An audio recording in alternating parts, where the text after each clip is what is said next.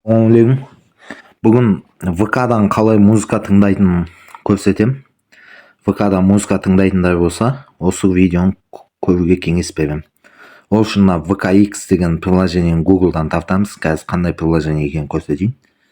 Бұл жерде міне сіздің неге сақтаған нелеріңіздің бәрі шығады. Міне загружено плейлисттен де тыңдауға болады.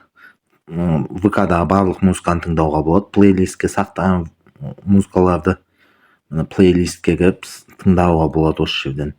Немесе мынау жерден загружено деген кешевать етіп алған нелер бар, музыкалар бар. Мысалы, осыларды тыңдауға болады. Мысалы, қайсысы мысалы, мынау музыканы тыңдағыңыз келсе, мысалы, осы өлеңді тыңдаймыз. Мысалы, енді жалпы осылай тыңдауға болады.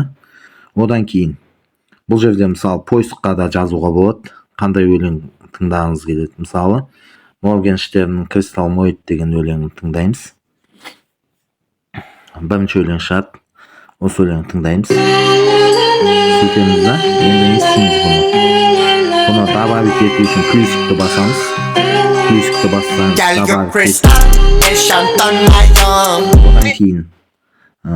одан кейін не істейміз? Бұл жерде міне скачать mp3 дегенді бассаңыз скачать етіледі. Кешевать дегенді бассаңыз добавление болады да, оны без интернетте тыңдауға болады. Ал егер сіз скачать еткіңіз келсе, скачать mp3 деп скачать етуге болады. Міне кешевать етіп көрейік қазір. Міне кешевать еттік. Добавление в кеш дейді. Енді көрсек, қазір бұл главныйға шығамыз. Сөйтіп бір обновить етіп жібереміз. Сөйтіп міне загруженның үстінде міне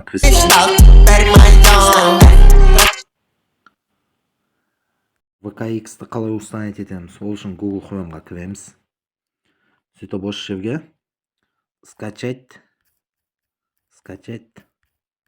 VKX деп жазамыз. VKX. Сөйтіп осы жерден бірінші приложение шығады. Осыны установить етіп алу керек болады. Осы программаны. Загрузить для Android деген тұр. Соны бассақ, установить етіліп болады. Осы жерден установить етіп аламыз. Немесе Telegram-ға жазуға болады. Telegram-нан установить етем десеңіз, Telegram-ға кіресіз. Сөйтесіз да, осы жерден поисққа VKX деп жазасыз. VKX. Осы жерден VKX десеңіз, барлық шығады. Чаты, мысалы үшін VKX дегенге басасыз. Сөйтіп осы жерден чаты шығады.